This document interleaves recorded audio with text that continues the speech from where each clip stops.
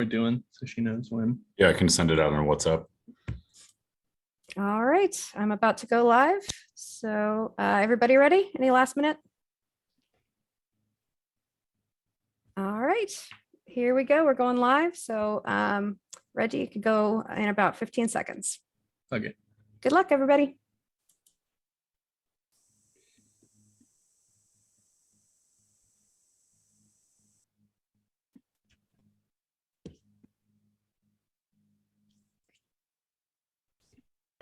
So thank you everybody for coming in to stop by. As you may know, we've been taking this class and we've been learning about the history of Guyana and the Guyanan Shield. And we were able to visit this beautiful country and learn more about it. And we wanted to share some of our highlights from the trip and what we learned and what we loved about the country. So we'll just have everybody kind of introduce themselves as they're presenting too, and we'll hop right into it. First, I want to welcome Dr. Gerton, the IU East Chancellor, and Ms. Michelle Mellette, the IU East Executive Vice Chancellor. Any other special guests that we might have tonight as well. So hello everyone, my name is Noah Fox, and I just want to say how wonderful it was to experience this program.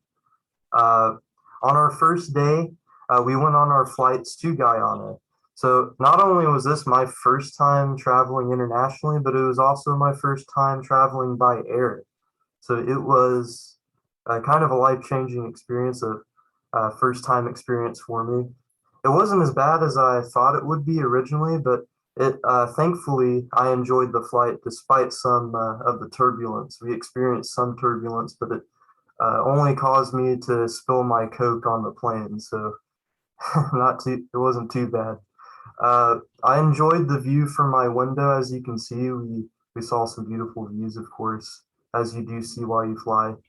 And it was especially special since it was my first time seeing those views. And I also got to share this flight with Reggie, Samantha, and Dr. Aaron Comstock. I traveled with these individuals to Guyana, and we had a great time. My name is Megan. I am in South Carolina, so I flew differently. So while everybody else was making their way and making their flights to Miami, I was still scrambling in South Carolina to even get out. I made it to New York City after some scrambles and talking to the airlines. And so I landed in New York City while everybody else was arriving in Guyana. And so my flight to Georgetown would be the next day to get to everybody else. Hi, my name's Maya. I went with Dr. Muhammad and his wife, Sharmella, and compared to especially Megan, my flight went really smoothly. The only problem that we had was we had to run from one end of the Miami International Airport to the other. And so, yeah, I was really out of breath, but shout out to Sharmella, who did the whole thing in heels, and we made it in time. And when we finally saw everyone in person, it was really cool. Because shout out to Sharmella, who did the. Oh, and sorry, I'm having some technical difficulties. In person, it was really cool. Can you hear me? Sorry, go. Can you hear me? Okay. So anyways, it was really cool to see everyone in person for the first time because I had only seen, I think, pretty much everyone in Zoom. So yeah.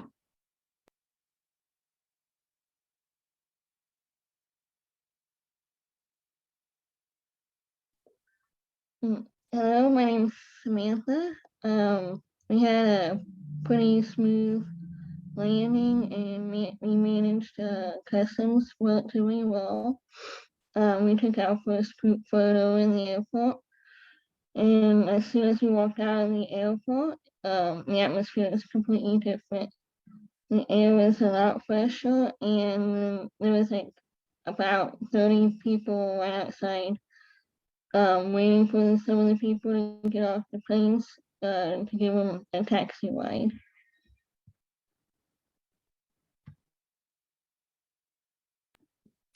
So after leaving the airport, we went on a little late night adventure to get some barbecue. For me, it was really impressive. Well, I was just surprised to see how many things were open and how many people were out and about because I live somewhere where everything is closed and quiet by 10 p.m.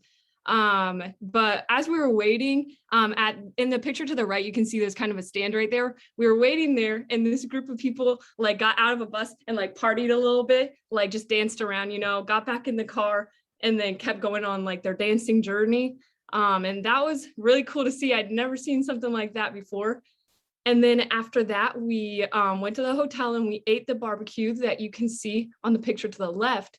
And it was amazing. It was super fresh and super tasty.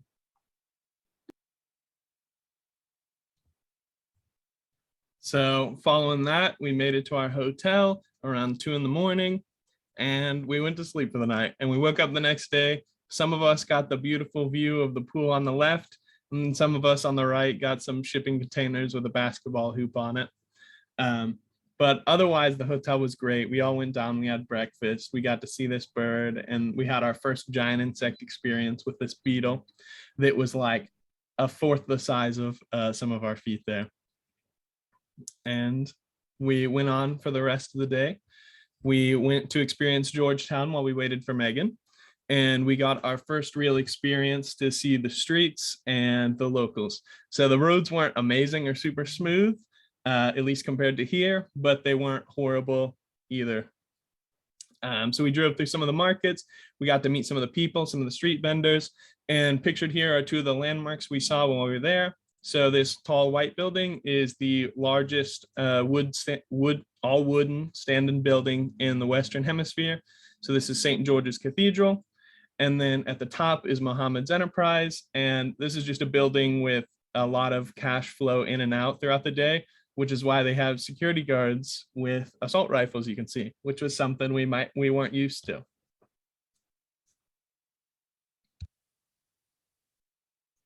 So on our second day in Guyana, we had a nice day to explore Georgetown, which is the capital city.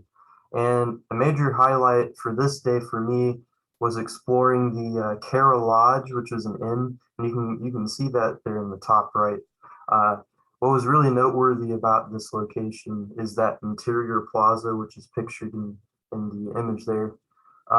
There's a bunch of tropical plants there, beautiful tropical plants, and beautiful furniture that is made out of the wood from the rainforest. And we also got to sample some tropical juices from the bar at the lodge.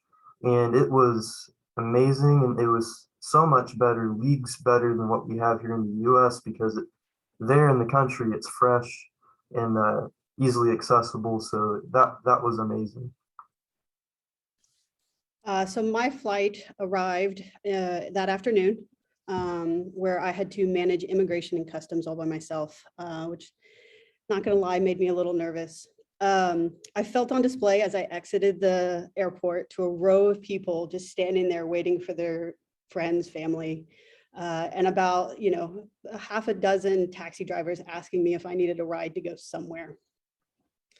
A little after that, I was picked up by Shiraz, a family friend of the Mohammeds, who swooped in and took me to Sharmela's sister's house, and where I was welcomed with a warm meal and a hammock.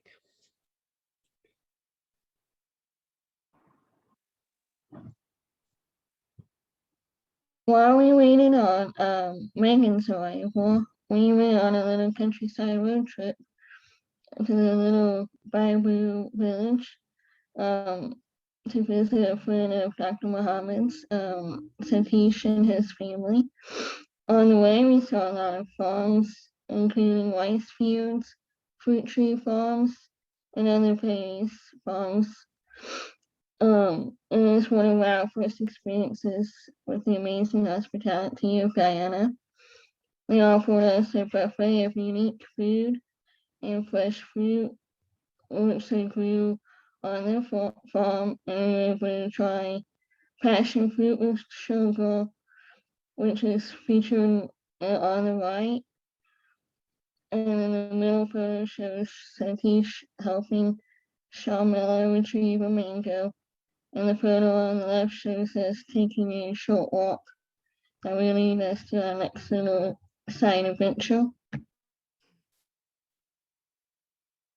And another adventure we took while we were in Little Bayaboo, we hopped on an airboat and we traveled down Mahaika Creek. And this boat gave us both a taste of the nature that's in the area, as well as the sense of community that they have there.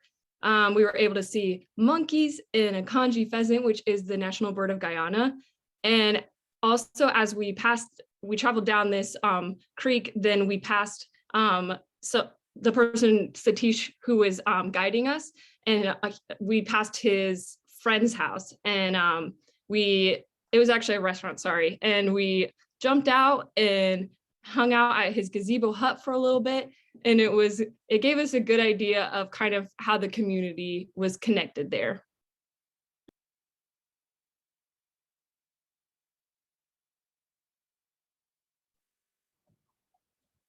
It was a super cool bird.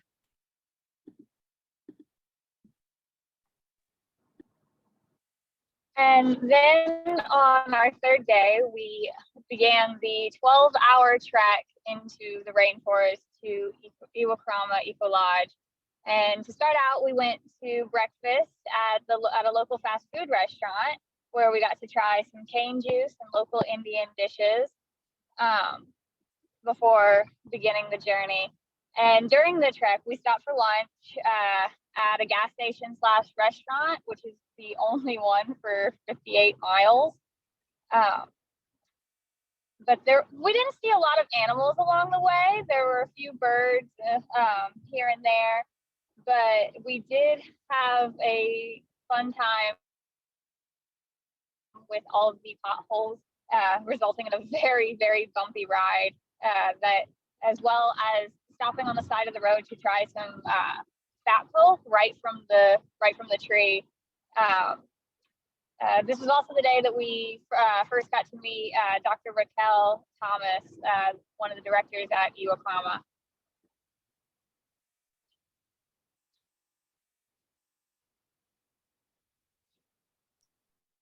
So on our 12-hour trek into the interior of Guyana, we had to refill our vehicle with fuel. Because trips into the interior are so long and so treacherous, you have to bring gas with you. It's necessary to travel on this road. And we had some of the gas stored on the top of the vehicle, as you can see. And a little past the halfway point of travel, we had to stop and refuel. And I was called upon by our driver. His name is Alwyn. You can see him there on top of the vehicle. I was called upon him to help refuel. So for my assistance in refueling the vehicle, I was awarded the title of Fuel Master, as you can see in the title of the slide, by my fellow classmates. And this was definitely a highlight of the trip for us. So at the end of our long journey, we were in a bit of a rush because the ferry that we're on here travels across the river every 30 minutes. So if you weren't there right on the hour, you had to wait till the next hour to get there. So we were a little rushed towards the end. We managed to make it in time. And hopping on this ferry gave us a short chance to stretch our legs and get some nice pictures. And just some interesting stuff. This is the Essequibo River. And in this river, there's over 300 species of different fish. 60 of them are endemic to the region. They're only found in the Essequibo River. And this river stretches all the way from the ocean to the southern tip of the country. We arrived at Iwakrama International Center for Rainforest Conservation and Development that night. It was amazing entering this beautiful area after being on a red dirt bumpy road surrounded by forest on either side. The Fred Alacock building, which you see there in the center, is where we would sit down for our wonderful meals with the Essequibo in the background as our view. That evening, we were introduced to many of the staff of Iwakrama. Right here is Dr. Raquel Thomas speaking to us and giving us an overview of the place. During dinner, we had lizards dropping from the rafters, and after a light rain during a typically dry season, we found cropods, which are these massive toads bigger than our hands all over the place.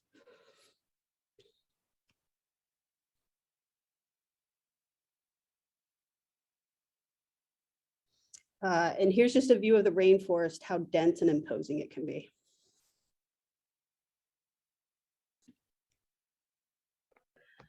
So as we arrive at the permanent sustainable logging mill, we were introduced to Michael Dimondonka, the forestry operations manager, and then further go to a forester and forest inventory manager.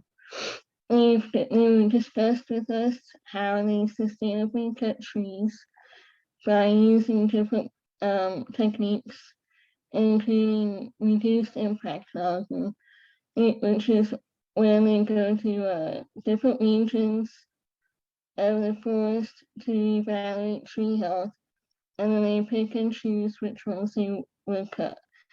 After 60 years, the trees are allowed to be reevaluated. However, they may not ever reharvest the same tree because the expectations of tree health are much higher than that for this site. There are also some regions that are completely protected and logging is not allowed at all. This is also where we have learned the Iwakama practices this type of sustainable logging as well, where they built most of this of their furniture from this technique.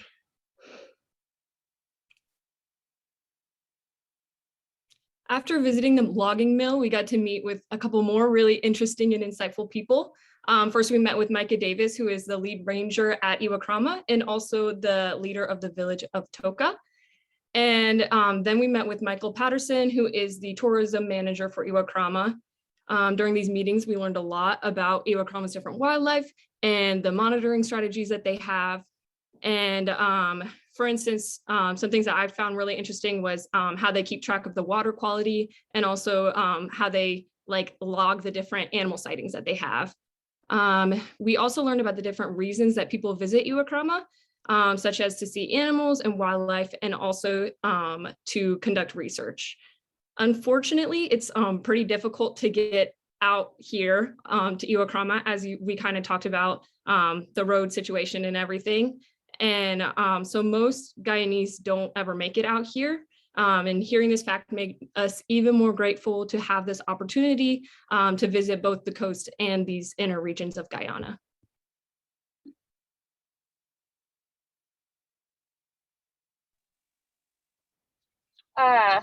We also got to hike up Turtle Mountain, which in order to get there, we had to go by boat up the Essequibo River at high speeds. And it was exhilarating. It felt like you were pod racing in Star Wars with how fast we were going. The pathway to the trail actually led you had to go through a small pocket of trees that had lots of hanging vines and overhanging limbs. And but while going through it and coming back, the drivers were extremely talented. It was an exhilarating experience going both to and from Turtle Mountain whenever we on our way out there.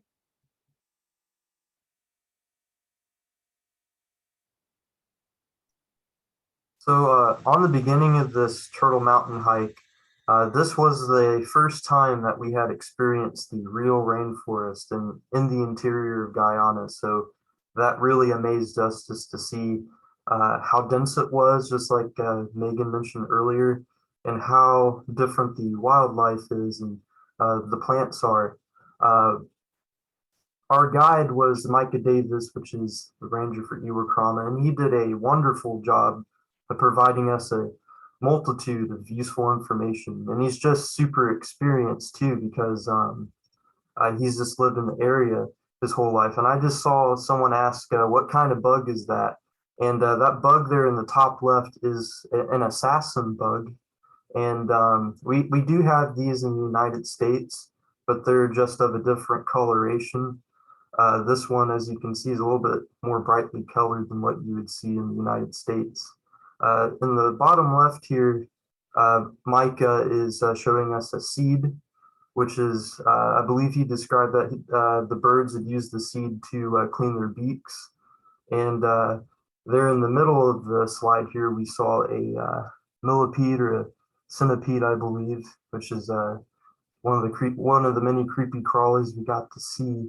And there on the far right there, we got to see a very small toad that was sitting on a leaf, just barely bigger than just as probably your knuckle. It was super tiny. So just to see the rainforest for the first time was amazing. And like Liberty said, that the travel into the Turtle Mountain hike was very exhilarating, and it was just a great part of our trip. So not just the animals were interesting, but also all the types of species of trees we saw. So this boba palm on the bottom left here, those are actually the roots, and how this species survives is the roots sort of slowly grow and crawl around the rainforest to get to the open areas on the rainforest floor, and that's how they maintain their health. And then this green heart here on the right is one of the key species for sustainable harvesting. It grows extremely tall, it's super dense, and the wood's really strong, so that's perfect for us. And another interesting thing we learned about this is how smart the indigenous are with all the species and how they have a use for everything. For example, in the middle on the bottom is the capadula root, which is that big winding root. And this is a natural aphrodisiac. So it's interesting that all these locals have found all these niche uses for every type of tree and to not have things go to waste. But not only did they look cool, some of them also sounded cool. So on the top middle here, we're gonna see a guy hit one of the trees. Because originally Samantha was taking So the reason why it sounds like that is because you're also able, it's hollow. So when you hit it, it has that big echoing sound.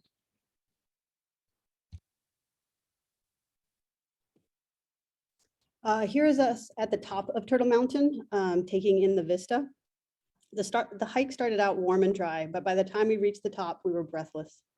The view was so worth it though. We were 984 feet up, and we can see all the way to the Essequibo and beyond. We did get to see the rain coming in, which ended up soaking us the whole way down and back down the river, which it is a rainforest, but it is also the dry season. So they're not supposed to be having all this rain that they're having right now. So it's not exactly welcome at this time of year, but it is a very real example of climate change effects affecting everybody in the world.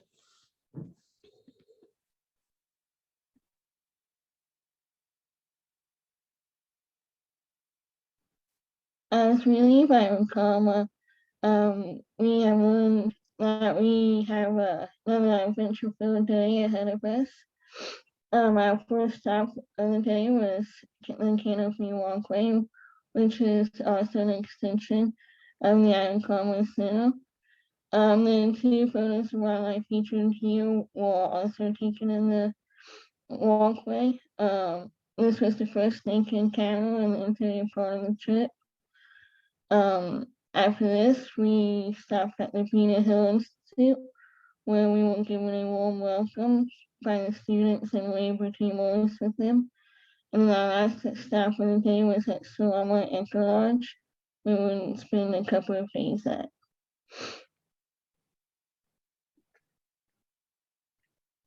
Here are some pictures that we took from the Canopy Walkway, which was a series of suspension bridges, some standing up to 505 feet above the ground. Below us, we could hear birds chirping. We could see the tops of the tallest trees. And when we stopped in the middle platform, we could see mountains in the distance from a really beautiful and unique perspective. A camera really can't do justice to how amazing these views were, and also how scared I was, thankfully, because I was terrified. To get cheesy for just a second, I'll tell you a little bit about like how awesome everyone was. And I feel like this story like accentuates just how awesome everyone was on the trip. I was making like a fool of myself because I was so scared. I was shaking like crazy. But as we made our way across the bridge, everyone was really awesome, helped me face my fear. They shared their own stories about being afraid of heights. They sang songs with me. Dr. Muhammad walked backwards on the bridge to show me that there was nothing to fear, and it really helped me quite a bit. And then also people were asking me questions to distract my mind from the height, which also all of which very much helpful for me. And it's just like I got off that bridge and I was just thinking like, this is the best group of people to be scared with.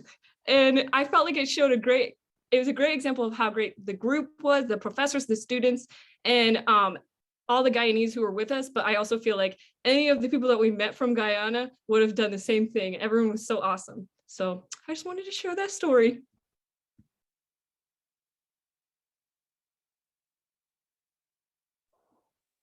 Once we reached the Vina Hill Institute, we were welcomed by the principal of the Institute, Virgil Harding, and the students, where they actually greeted us with a lovely song, which we'll hear. It's right here on the bottom right corner. Visiting and leaving us, and we are still here. So enjoy. Miss Noor, take them over, please. Is this my phone? Oh, this one is.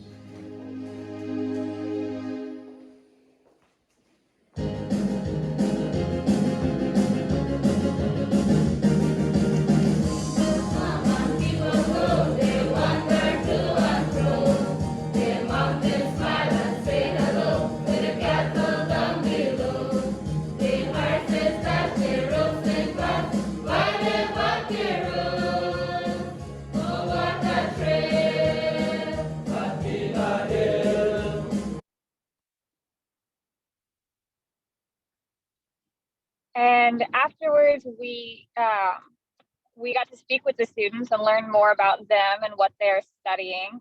The Institute actually works in partnership with Iwakrama to develop the use of villages around Guyana and increase occupational and economical development. Some of the students actually spoke to us about the mapping they do and how they use GPS while out there in the savannas and the rainforest.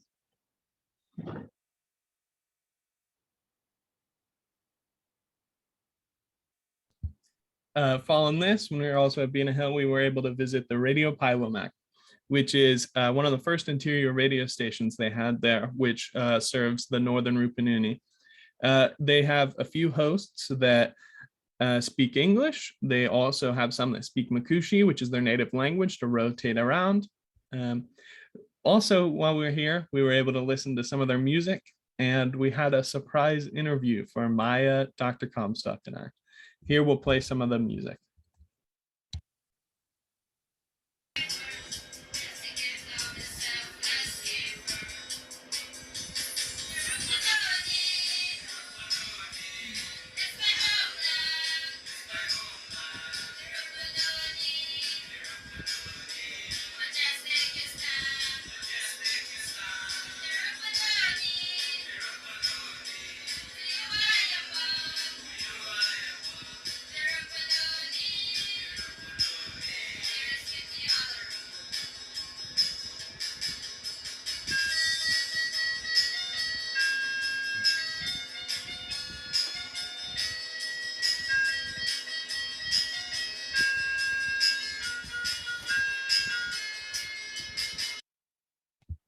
So photographed there in purple is Tashao Michael Williams. He was the host while we were there. And then here's a little snippet of Aaron's interview. I was told it was a savanna, and I had some thought on what that was, but I was struck by just how beautiful it was, and being ringed by the mountains here is just one of the most magical places I've seen. All right, it's similar like me when I born here, but I never visited south. But there is a big mountain in Shia, and when I went to see the Shia rock, this big rock, high rock, without any trees on it, I told myself, you know what? If there was anything that I can steal, put it on a speed, I would bring that rock and put it in the savannas. So coming here, what you think you would steal if you were to steal it in your hand? I don't want to steal anything. Okay. Just joking, I said, you know. So that's just a little snippet, but all three of our interviews are found on IU East's various social medias as well.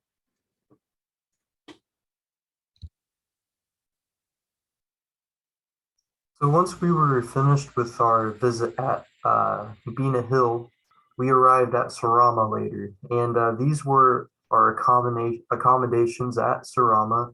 They were the knob accommodations, and as you can see, they're um, indigenous huts.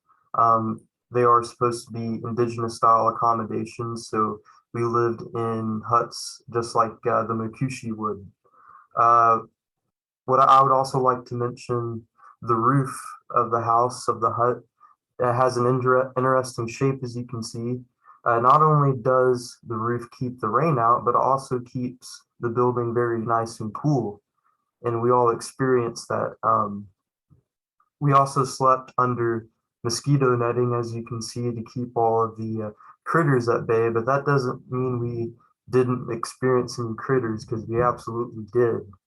We had many experiences with critters, but that just only made the experience more memorable and more fun. For example, Reggie and I stayed together in our own hut, and we had a lizard in our restroom, and we also saw one on the ceiling of our hut. Uh, but yeah, I would just consider them our little friends while we were there. So it was overall a great experience. And also, there's also a central meeting building there.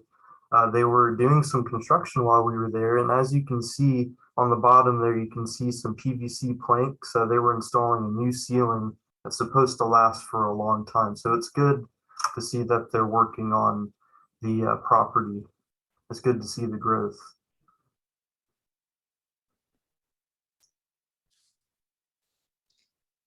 Here we are getting some taste of some really fresh fruit straight from the tree.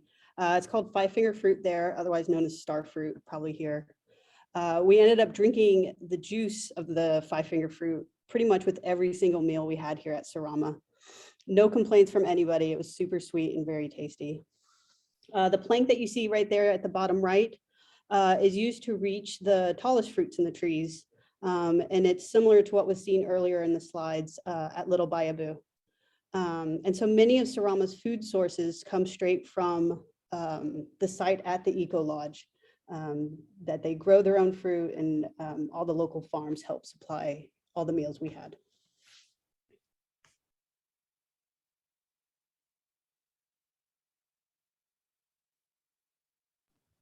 So while we were in Sarama, we were able to visit and learn from several indigenous families. Santa's family was our first stop. She and her family were responsible for processing cassava plants. The process has several steps, which includes taking our fruits, debulking, soaking, squeezing in manapee, baking, and then packing it up. Sarah and her family live here for 3 weeks at a time to work through the process. There's various price in how many plants she was able to dig up using only a cutlass and an axe, and then bring them back home in a handmade backpack. The process was very long and required a lot of hard work. However, it will be worth it in the end once they are able to sell it.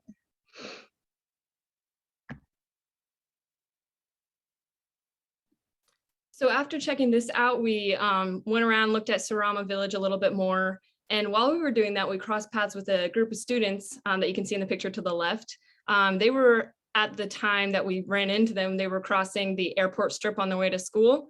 And we stopped and chatted with them for a little bit. Dr. Muhammad asked them if they could do a bunch of cool things, like use a cutlass, make a hammock, shoot a bow and arrow. And every single time, most of the students, they super quickly raised their hands, super enthusiastically. And we were blown away by how talented they were. And they were only 8 or 9 years old. Very impressed, very impressive. And then after that, we got to see more Sarama talent as we visited the women's group. First, we checked out their organic garden, and then we visited their craft shop after that, where we got some really neat souvenirs. And fun fact, the picture on the right top corner, that was where me and some other people, we over dramatically took a refuge from a group of cattle that were running in our general direction. The group of there was some little boys that were herding them on their bikes and using the palm leaf to like smack it to the floor and get them to go where they wanted the cows to go. They were so talented. They had total control over where these cattle were going. And we had seen that earlier. We knew that, but we saw those cows running and we did not want to take our chances. So we went by that totem.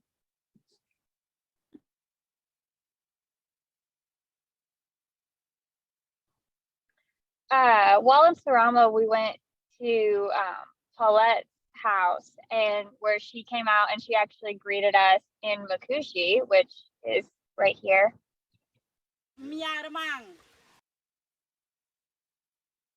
And that is the Makushi greeting that basically it encompasses all of it. It's basically hello, how are you, good evening, nice to see you. It's all of it together. And we learned a great deal while we were there about there was how to make bows and arrows, like making the string, and we even got to try and shoot them. Also how to shave, cut, and try some sugar cane. And we learned a lot more about the traditional lifestyle in Paulette's home.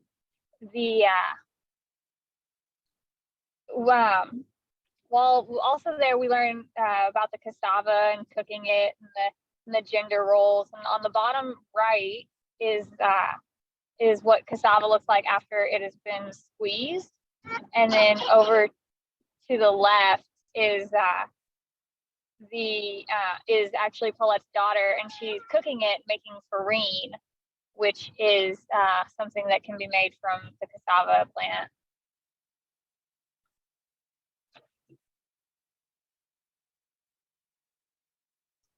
So having this opportunity to visit with Paulette and her family was amazing. She was such an interesting, unique, and amazing person. She was so informative. I think she's the epitome of a Makushi woman. So that she was amazing to speak with and to learn from. She made note of a problem that the community is having, but with really Makushi at large, the people, that they're having problems with keeping their native language alive.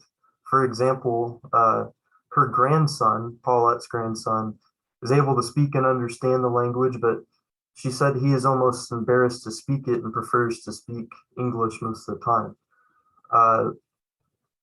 But also you can see here, we also got to handle some of the tropical birds that made their home in Paulette's home. So this, I believe, made the experience of being welcomed into her home even more Guyanese to be able to handle these birds. So that we love doing that.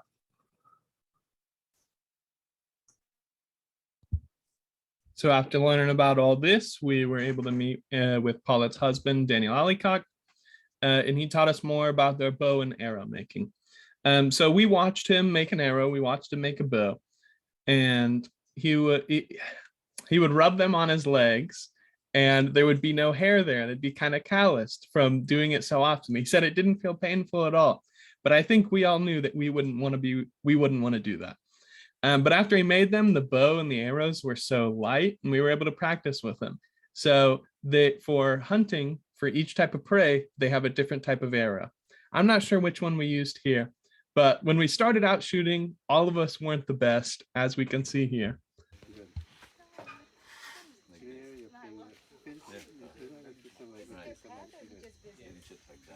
Just a lot of shoulder strength, like that. That's so cool. Oh, it's a macaw. I thought it was a berry. Oh boy. But with a little bit of practice, I think we all got a little bit better. As you can see on the far right, the coconut is a target in the background.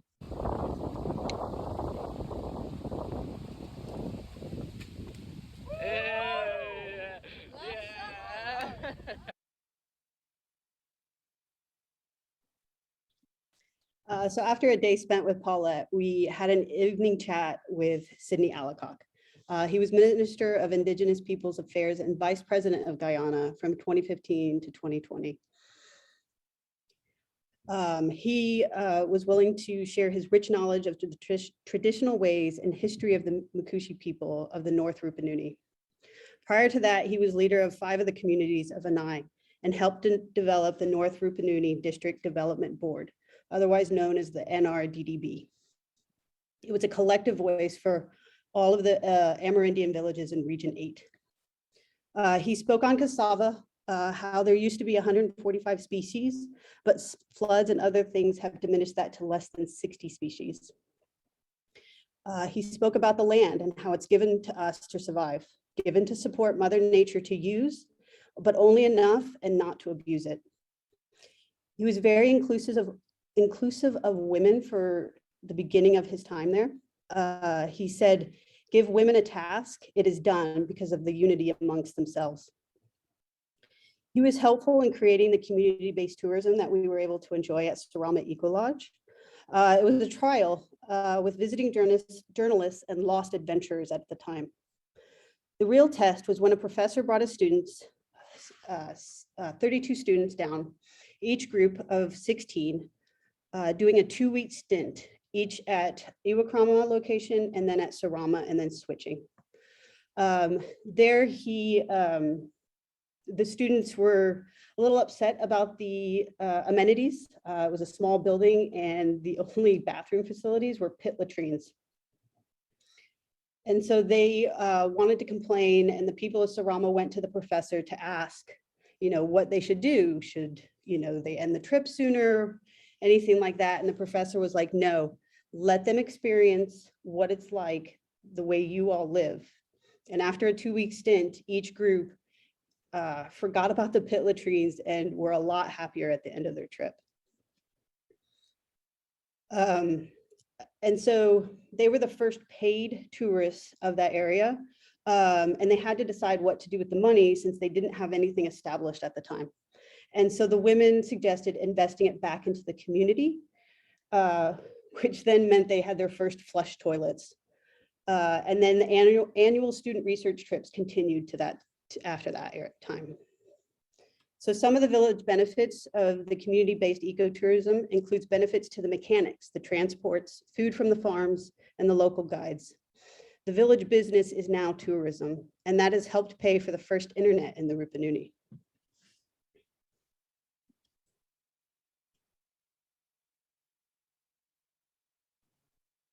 Here we have some beautiful scenery photos of the Salama Savannah. The savanna has scattered trees and was surrounded by montane forests, which were very beautiful and serene to see. The transition from the forest to the savannas was not what I had expected either. I thought that there would be more of a gradual change, but it was almost immediate change. And then, so that concluded our stay at Salama.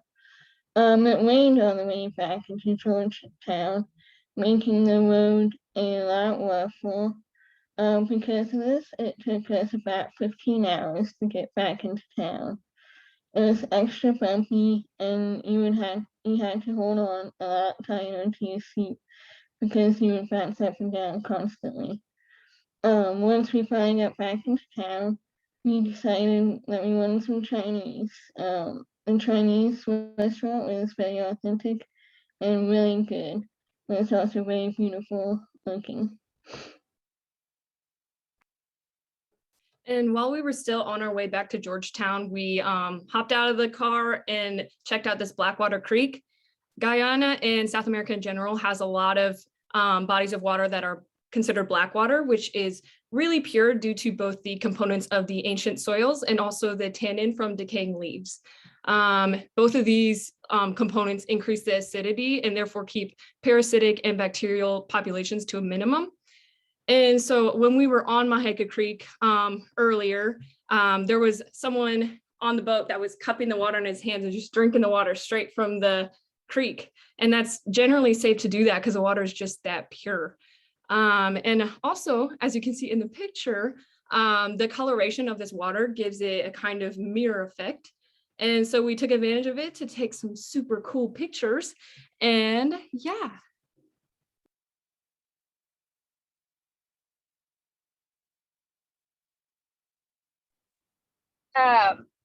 We actually went to a village called Buxton, which is one of the first African villages in Georgetown. And they had a museum which they opened up for us to come in and see, even though that particular day, since it was a national holiday, it would have been closed, but they made an exception and opened it for us.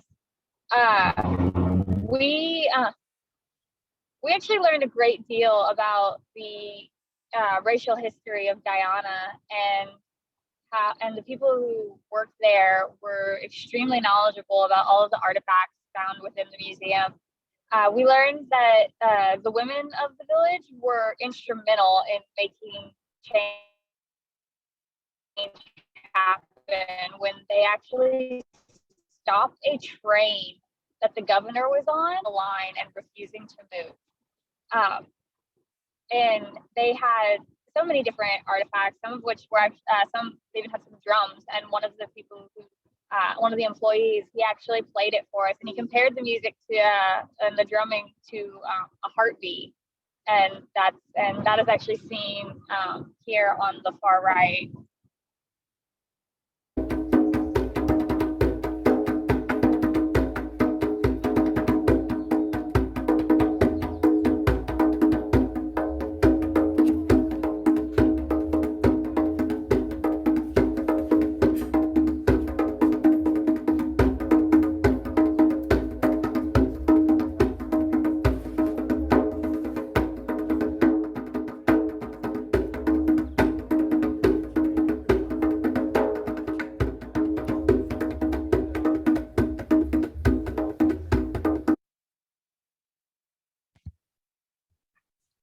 Following this, we went to Dr. Muhammad's hometown, Liechtenstein, and we were able to get a tour of their homes and their properties and meet his extended family. We learned a lot about how to cook, and we also got to celebrate Wazir's birthday.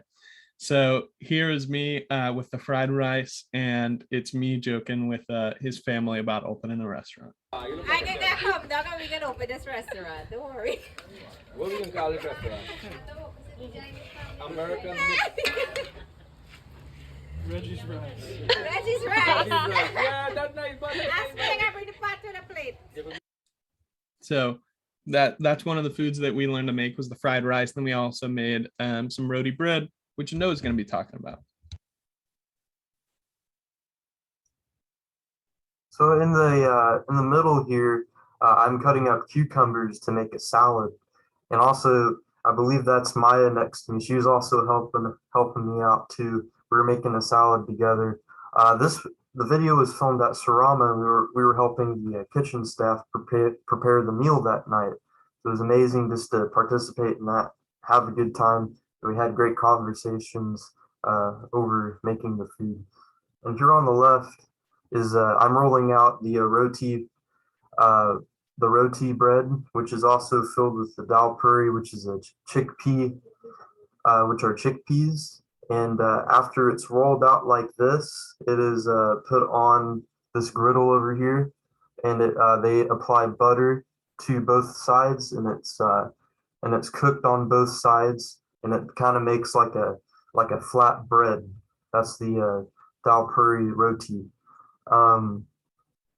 Generally, you would eat that with curry chicken, and like the curry gravy that's made with the spices, the curry spices, and it's delicious. It's a very delicious combination. It was amazing, and it's very different to anything that we have here in the United States. And it was great to bond with Wazir's family through this, and to bond with each other, because I believe making food, you definitely bond with each other, because food is a way for us to make connections and to speak with each other. So this experience just made it all come together in that way.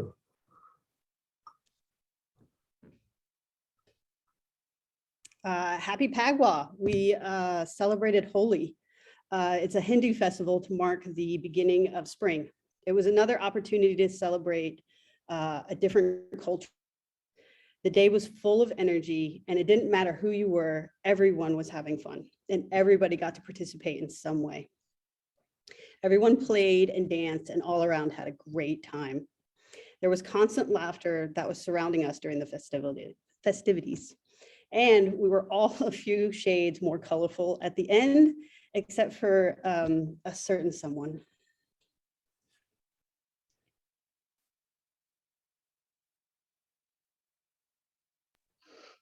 After an extremely fun day celebrating Holi, we stopped at Dr. Muhammad's brother's Shabir's house to relax for a bit. We were offered a very interesting drink called Malbi, featured in the middle. And we were offered some very good sweets as well. And Maya made a cute little tree frog friend here on the right.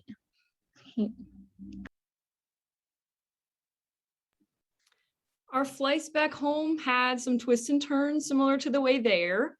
But it was really bittersweet parting ways with everyone because on one hand, it was great to leave each other knowing that we had made some incredible memories together. On the other hand, it was pretty sad to say goodbye after being like a little family for a week. Yeah, absolutely. I agree. And I want to share my experience coming home because it was quite different than everyone else's. As you know, Megan had troubles of her own as she was traveling to Guyana. I myself had some troubles coming home from Guyana. So most of it occurred at the Miami airport. We were about to board our plane to go back to Cincinnati, the Cincinnati airport. And the problem was that all of our seats weren't assigned and they were being gradually assigned as time got closer to boarding. So eventually everyone had their seats assigned, but I did not. And everyone was boarding the plane but me. Aaron stayed with me. Professor Comstock stayed with me for a while, but he eventually had to board or he wouldn't have been able to. So eventually we got this sorted out. It was quite stressful because I was thinking to myself, man, am I going to be able to go home? Because I was tired and ready to go home. I had been up for hours because that same day we had gotten up at 2 o'clock in the morning to go to the airport in Guyana. So it was quite a eventful end to the trip. But I did get on the plane. My ticket was confirmed and I got to go home that night. So I'm thankful for that. But the problems actually did not end there. Before we took off, I had some issues, not necessarily issues with myself, but with the person next to me. There was a mother and her baby next to me, and the mother and the baby were the sweetest individuals. They were super nice, had a little conversation with them before we took off. But the the baby threw up everywhere on the mom and on himself, and it was terrible. The smell was really bad, and they had to move me to the back of the plane. But they got all the vomit cleaned up, and eventually we were able to take off, and we got home. So despite all the problems, we were good. We got home. It just makes it more of a memorable experience, right? Absolutely, yes. And for this slide, we have a collage of our favorite foods that we got to sample in Guyana. So up in the top left here, we have a video of actually our taxi driver, our driver cutting up coconuts. His name is Ponta, and he's lived in Georgetown his whole life. What he's doing right now is cutting the top and making a hole on the top so you can drink the coconut water. And after you drink that coconut water, he would proceed to cut the coconut in half, and then you could eat the flesh that's on the inside with a piece of the coconut. You use a piece of the coconut to scrape the flesh out and to eat it. And then next to the video there, we have guava cheese. Personally, is one of my favorites that we had. It's actually a sort of dessert made out of the guava fruit, topped with sour cream. And then next to that, we have Megan with a cone of ice cream. We stopped at an ice cream shop on our way back from the rainforest when we got back to Georgetown. And next to Megan's picture, we have some plantain or banana chips, which were provided to us by Satish from his own farm. And below that, we have fried rice, which I believe we got from Wazir's house when we made us Reggie's rice. And next to that is bake, which is the bread. It's called bake, but it's actually a fried bread. And the tomato spread you see there is called tomato choka, and that was absolutely delicious. You take that bread and you dip it in the choka and eat that together. And then on the bottom left, we have the cane juice, which we got from that fast food style restaurant that Liberty mentioned earlier in the presentation.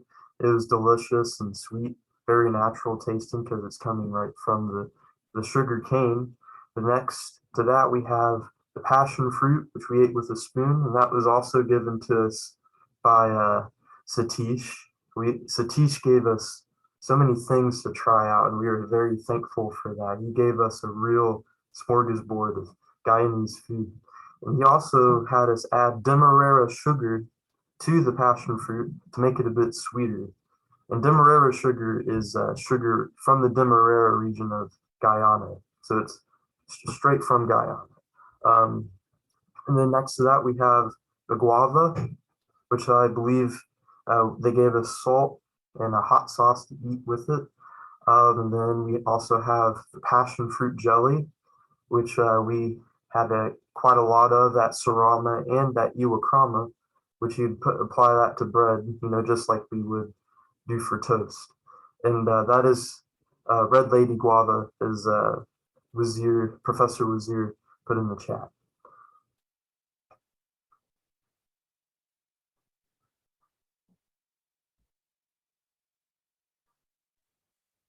Indigenous life was very different from what we were used to back home.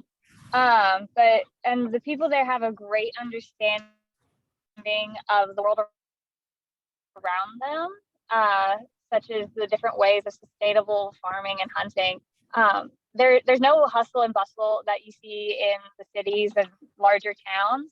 It's very relaxed, and everyone just has a real joy for life and living in the moment. Their gender roles are also a bit different. The women actually, they make hammocks, and they do the farming, while the men have to learn how to craft baskets and the matapi, which is used to squeeze the cassava plant, as well as doing the hunting.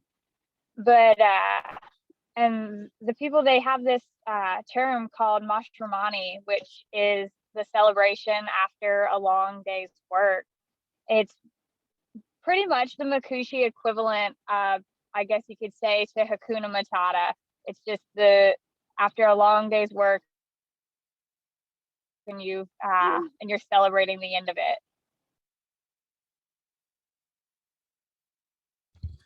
So we also just kind of wanted to summarize some differences in culture in the countries that we noticed. So I'll just go through them. So some of the differences were the driving rules. First thing we noticed, they drive on the other side of the road, a little bit different to get used to. And there's I wouldn't say urgency, but there's a lot more car-to-car traffic, or at stop signs, you'll slowly inch yourself out until somebody is forced to let you go by.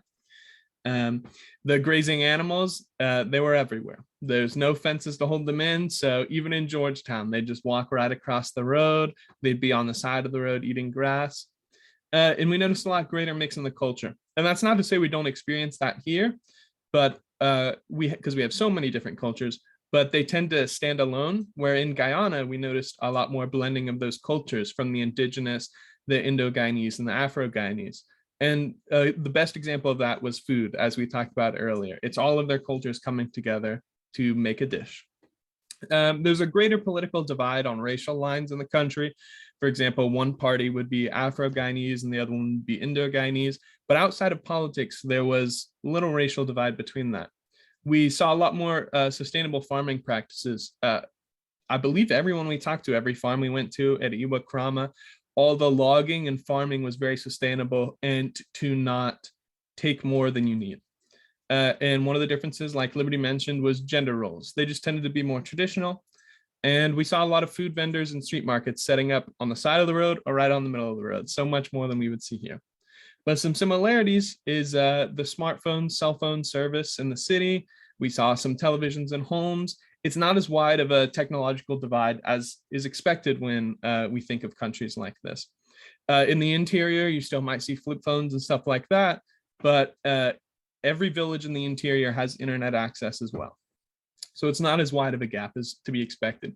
Everybody was English speaking, although the accents they're not too bad once you get used to it. But when it's a Guyanese talking to a Guyanese, they all use all the slang, they speak real quickly, we might be lost. But when they're talking to us, we were easily able to understand what they were saying. And traffic is just as bad as some of the large cities, you know, the bumper to bumper. So although the driving rules are different and it's on the other side of the road and all that, there's still some similarities in it that we noticed in those big cities. And as we mentioned earlier at Iwa Krama, Maya mentioned that some of the Guyanese can't afford or they don't have interest to going to the interior. And we noticed there's a similar trend to that in the United States when it comes to exploring the rest of the country. They tend to vacation at the same home or they never leave their hometown. And it's similar issues, you know, financial or just no motivation or experience to want to explore the rest of the country. And just to wrap up, we wanted to talk about why study abroad is important. It helps strengthen and deepen cultural understanding of people and countries that do things a little bit different than your own. It builds connections to the global world that are difficult to understand without firsthand experiences and knowledge. There's the traveling, like traveling is one thing, but cultural immersion makes you part of the story instead of just a bystander. There's the unforgettable memories and friendships that go beyond the classroom that only a shared experience can enable. I hope that there are future trips to Guyana so that other students will get to enjoy this unique experience that comes with firsthand knowledge of the country and the culture that was so open in sharing it with all of us. I want to thank you to everyone who made this trip possible. Thank you, Dr. Girton, Dr. Mallet, Dr. Snyder, Dean of Humanities and Social Sciences, Dr. Bullock, Chair of the Sociology Department, and most importantly, Dr. Muhammad and Dr. Comstock, that just were a part of this journey, and it was so great to get to know them. So we want to thank you for all of your time. I hope you enjoyed this presentation, and at this point, we are open to any questions.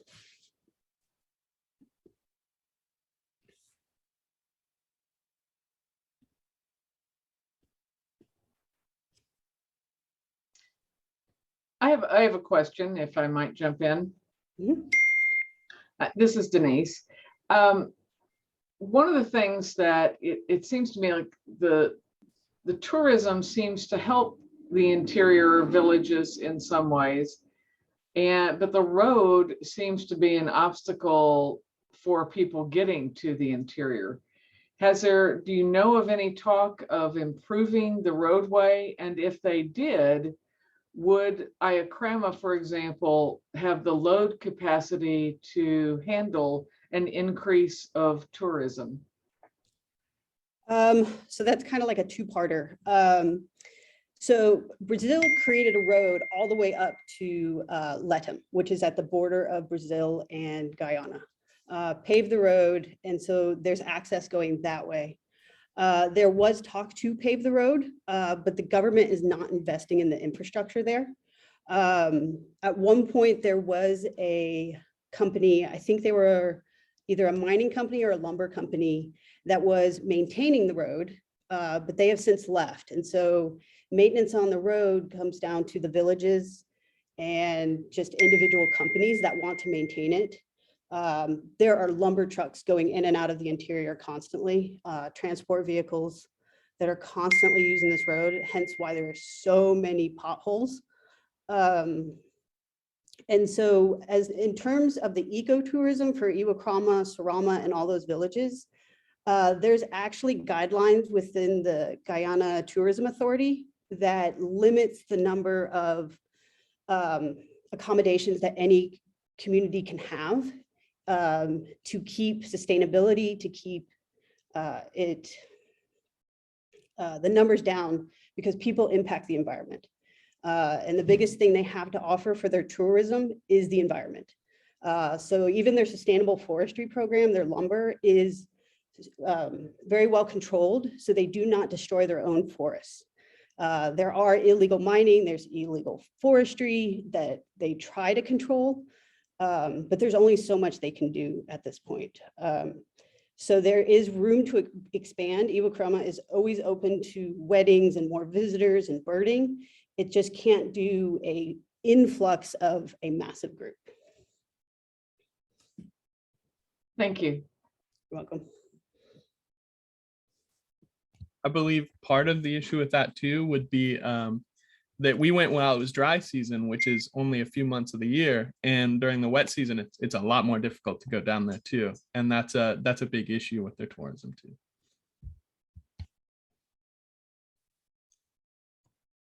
So Wagwana, you guys knew what that meant? You have to spend more time, right? So Right. what are the things that you learned there that you feel you can implement today over here? Ooh, I maybe like their the sustainable way of living that they have. It'd probably be I'm speaking specifically with Hinakushi, because they just live so much differently than we do, and they waste a lot less things, and I believe that's one of the greatest things that I picked up on from them, because my life is so different from theirs, but I learned so much from them, because they, even though they may have less opportunities, less material things than some of us do, they have a lot more than us in many other different ways. Because I feel like that they even are more happier too with their lives, because they live more slow-paced lives. But they're happy with each other and have such a connection with each other. We could learn so much from that, because where I live, I barely even know my neighbor. You know, I wave at them a few times as I pass by them. If they're outside, that's it. But they have such a community connection. And this is even evident in Georgetown that I noticed too, not only just with the indigenous communities in the interior. So I think that's very noteworthy. Two things that I got, and I agree with Noah there. When we were learning about the logging site, it was really like kind of eye-opening for me, because I heard logging and I instantly thought, like, I had a negative thought in my head. But they do logging in a way that it helps them, like, to make sustainability better, you know? And I think that's something that in the United States we desperately need right now. Finding a way to turn a bad into a good like that. And then also, kind of going with what Noah was saying, we, like, whenever we went to anyone's house, they gave us so much food, so much, like, there's so much warmth going around and stuff like that. And I think, like, for me, it, like, just meeting everyone from Guyana, it was like, you know, I feel like if I could kind of try to become a little bit more like them, like be more warm and welcoming to everyone, because then I'll be able to make more connections with people that will go a longer way. So those are the two things that I'd like to add to that. I think we're all in agreement on that one, unless somebody else has to offer. Jill, you have your hand raised.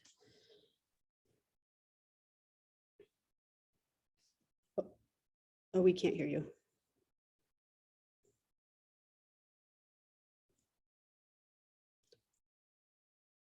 Nope, still can't hear. Nope. Nope. You might look at your desktop to see if your desktop speaker is muted. Do you want to type it into the chat and then we'll answer it?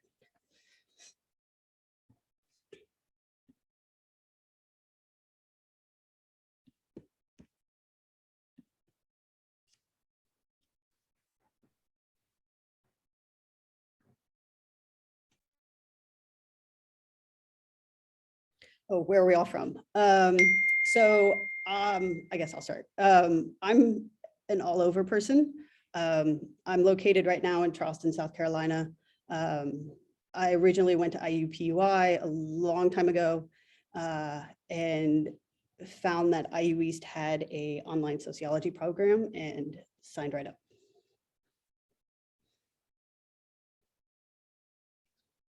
I guess I can say where I'm from. I am from Richmond, Indiana, and I grew up here, graduated from Richmond High School. I'm majoring in informatics, which is in IT, and my minor is in anthropology, which is a main driving force as to why I went on this trip, because of that interest. So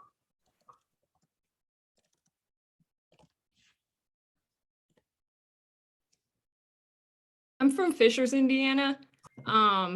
Yeah, I was a transfer student and I've been here for the past, I think, 3 years, and I'm studying biology, and then I'm going to study marine science and climate change. So I felt like this trip was really good, like to get me passionate to like go forward with that. I'm from Brookville, Indiana too. And I just commute up to Richmond and been attending. And follow up with your other question, Jill, how I was interested was I was pursuing study abroad and I was thinking somewhere in Europe. And then as I was about to execute on plans, COVID happened. So I was really fortunate that I was able to see this opportunity and it fit in with my past courses and what I wanted to get out of the class. And it all kind of lined up well. So I'm glad that study abroad is coming back as we're progressing through the world and we were able to go on the trip.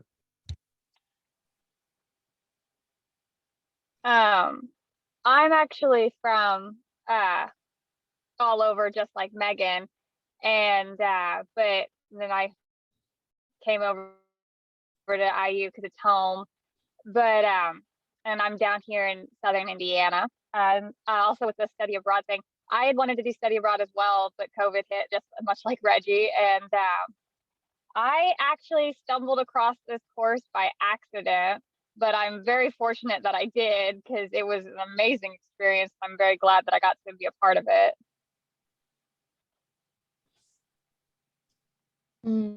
I'm from around New Richmond, Fountain City, Indiana. My major is in biology, and I would like to go on into wildlife biology.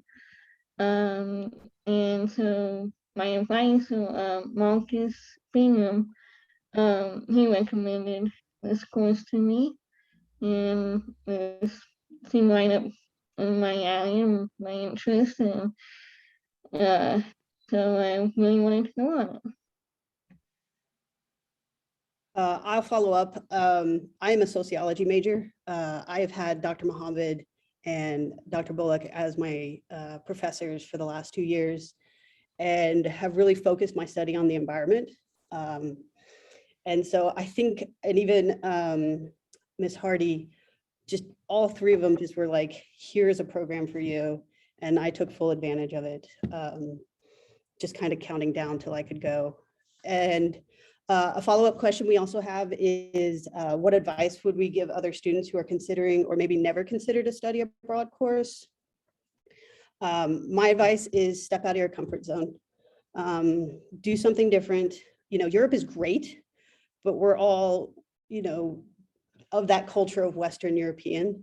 Find somewhere to go and really step out of your comfort zone and experience all these different cultures. We have so many similarities with people around the world that these study abroad programs offer a glimpse into that, and you become a little bit more of a global human in that process.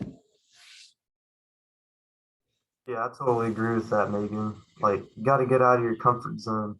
Because I know I've been in my little bubble here in Richmond for a long time, so it's nice to get out of it and to see the world for what it really is.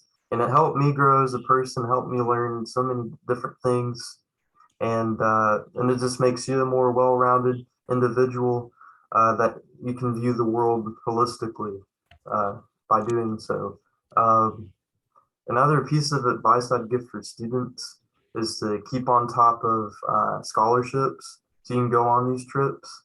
Because if you keep on top of them, you can pay little to no money for it. So just make sure to keep on top of that and to be proactive about scholarship applications and all of that. It's very, very, very important. To add to what Megan and Noah said, like I think all of us would obviously very highly recommend do study abroad. And another reason is because we had this amazing trip, as you heard about, but it was all planned out and all the stress was put on Dr. Muhammad, Dr. Comstock's shoulder, and Sharmela's shoulder. And we were just vibing and going with it. And this was our time, our chance in our life to do that, to go on a super cool trip and to really not have to worry about anything. So yeah. I personally, I think this helped our careers too. For example, me, I'm majoring like Noah in informatics, so like the IT world. And I got to see a lot of politics behind implementation of technology and how they implement or educate others in these poorer regions, like the indigenous villages, such as the laptop per family policy, the free government Wi-Fi. And that taught me a lot about how to implement these in areas where it's underutilized. And for adding on to everybody else, apply for those scholarships, because Noah didn't mention, all of us were awarded scholarships, and it took a lot of this financial burden away, and we all got to go on this great trip. And I think I might speak for all of us when we got there, like at Iwo Jima, we were a little worried, but coming out of it, we're all ecstatic that we went and we enjoyed it. So it's just getting out of that comfort zone. Yeah, and a big thank you to Professor Mohammed and Professor Comstock, because Wazir and him, they both went through like hell and back trying to get this thing going.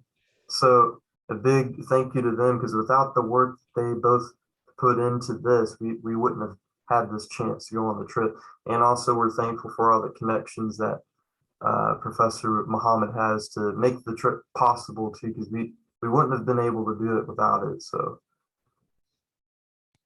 yeah, adding on to that with the connections, we met a lot of people too, and we're still in contact with them.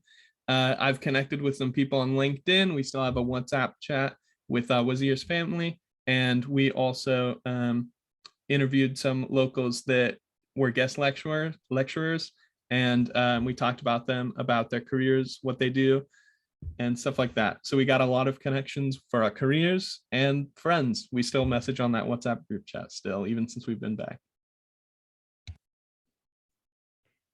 Does anybody want to answer the question? Have anybody done a domestic study abroad here in the States? When and where? Unless the military counts, like I've been a lot of places. I mean, even in America, we have cultures from the East Coast, West Coast, Northeast, down to the Southwest. So. well, I've went on a few trips through the university. They weren't necessarily a study abroad, but they were through a course through my intro to archaeology course that I took my freshman year in 2018. We got to see some Adena, Hopewell, earthen mounds. We got to see them in Chillicothe, Ohio.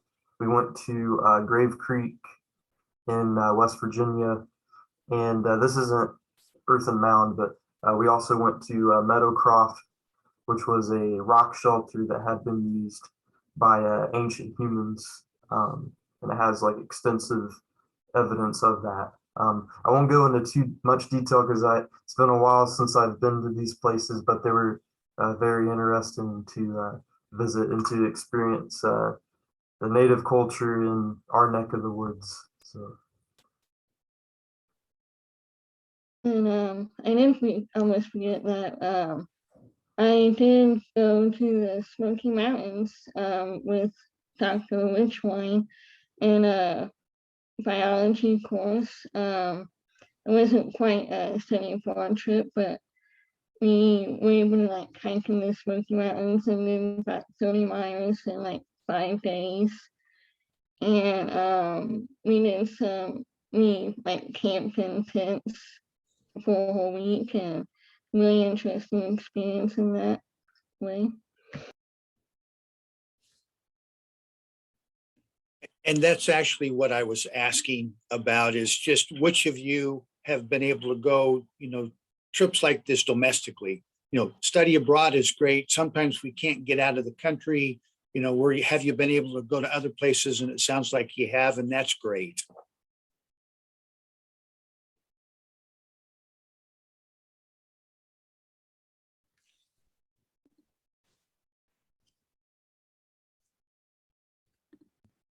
Any other questions?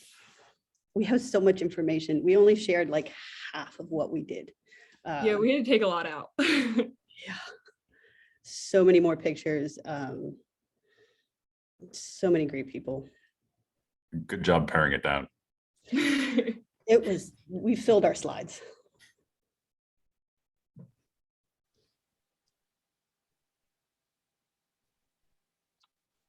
I think another thing to add to as well was we focused on the trip and what we did on the agenda, but we did so much more as well, like bonding with each other and with Dr. Comstock and Dr. Muhammad, and learning from them too, even outside of the course, just as friends, speaking with each other on anything.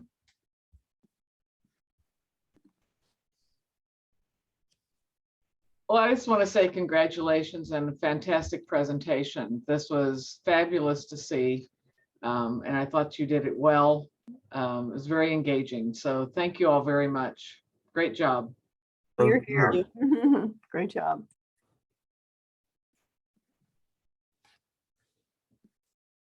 I'm a little jealous, except for the bugs. The bugs that weren't that bad. I But mean, they just surprise you sometimes when you go to the Yeah. bathroom and they're on the ceiling, or I but they did were have a- mostly friendly. Yeah, I did have a dead spider land on my mosquito net overnight. It was big. Yeah, it was. But don't be jealous. It's going to be it's going to happen again. So more to come. Yeah, if you need a chaperone. Yeah, we'll probably take that on. Yeah. Yeah. So you guys want to go back again? I would definitely go back. Yeah. In a heartbeat. There was so much we did not get to see. Kaitour Falls, Mount Roraima, more of Georgetown. Shell Beach. Yeah. I mean, there's, Turtle's Nest. yeah, like there's just so much more to see that we just could not pack in. And we were 100 miles from the Brazilian border. We could have easily crossed over, go to the nearest town, but we didn't have the time. Yeah. I mean, I could have spent weeks in the interior hanging out with the Makushi and the villagers, and the kids at Bina Hill were amazing and so welcoming. Well, Julian has asked a question in chat about what's next, and Julian knows that I'm planning, that we're in the process of planning a trip with history to visit the slave castles in Accra, Ghana. And that's being planned as a both sociology history project, which would also include New Orleans. And we're planning a study abroad to England and Scotland in summer 23 to look at ancient cultures and their relationship to the current culture and identity of the British people. And yes, 4 of us are graduating this year. Myself, Maya, Reggie, and Noah are all graduating and moving on to our next adventure. I'm hoping to get into the National Park Service and work with the environment and society. I'm going to study at the University of Gibraltar in Gibraltar, Europe. And I'm really excited about that. And I feel like this trip kind of strengthened my excitement for that. I'm selfishly asking because I'm always looking for graduation study stories. So Megan Rockwell, Reggie, I got who are the other 2 who are graduating? Noah, Maya? me and Maya, yep. Maya Whaley and Noah Fox. Okay, Noah, great. All right. And thanks. all 4 of us will be at an in-person graduation Okay, as well. We'll be thank meeting you. up again. Because I'm selfish just thinking about that. Thanks. For me, I plan to get out and work for a bit and then save up some money, see what I really enjoy, and then potentially pursue some postgraduate education. My plans are I have an internship right now with a company in town. It's Stack Americas. It's a recycling company.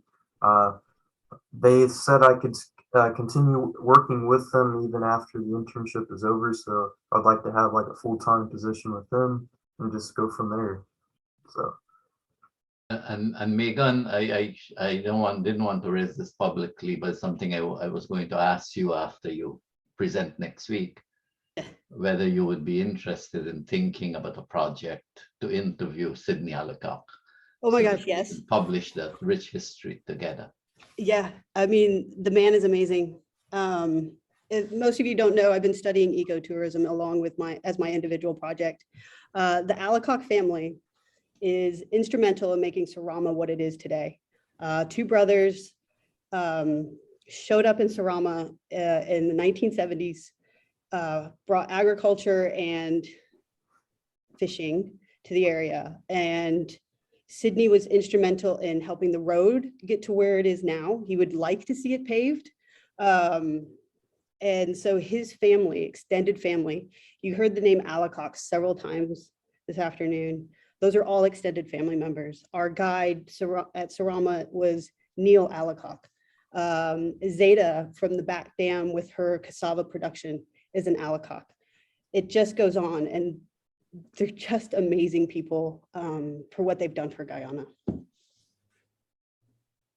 But yes, I would be very interested in that.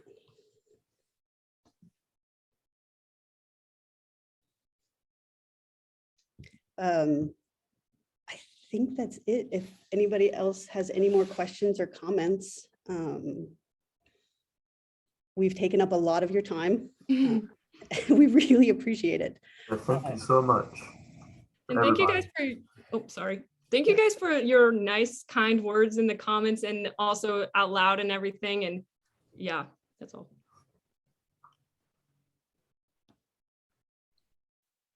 We could go on and on, but I think we're also going to run out of time. Well, it's been a great way to spend Friday afternoon. Thank you. You can see we're all really engaged, and you've done a great job. So thank you all very much. And thanks, Aaron, for doing such a great job. Thank you. Thanks. Thank you. Awesome job, everyone. You rocked it. Thanks, Aaron. I'm so sorry I screwed up your name. Yeah, no worries. Yeah, my dad sent me a text earlier and misspelled my name, so it's a running theme.